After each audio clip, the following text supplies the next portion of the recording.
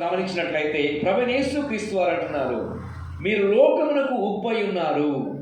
సాధారణంగా మీరు గమనించండి, మరి మనము కూర వండుకున్నప్పుడు అన్ని రకాల ఎన్ని వేసినా సరే, మసాలా దినుసులు వేసినా, ఎంతో ఆయిల్ పోసినా సరే, మరి ఎన్ని చేసినా సరే ఉప్పు లేకపోతే ఆ కూరను మనం తినలేము, ఆ భోజనం చేయలేము.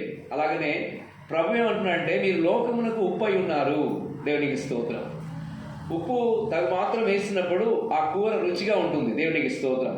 అదేవిధంగా మన జీవితంలో కూడా మన యొక్క మరి మాటలు ఉప్పు వేసినట్లు ఉండాలి, కృపాసహితంగా ఉండాలి. ఉప్పు ఎక్కువ వేస్తే కూడా ప్రమాదమే. ఉప్పు ఎక్కువ వేస్తే కష్టమైందని తినలేము, పడేస్తాం. అయితే జాగ్రత్తగా మన యొక్క మాటలు జాగ్రత్తగా ఉండాలి. ఉప్పు వేసినట్లు రుచికరంగా ఉన్నట్లయితే మన యొక్క మాటల వలన ఇతరులు ఆశీర్వదించబడతారు, ఇతరులు దీవించబడతారు.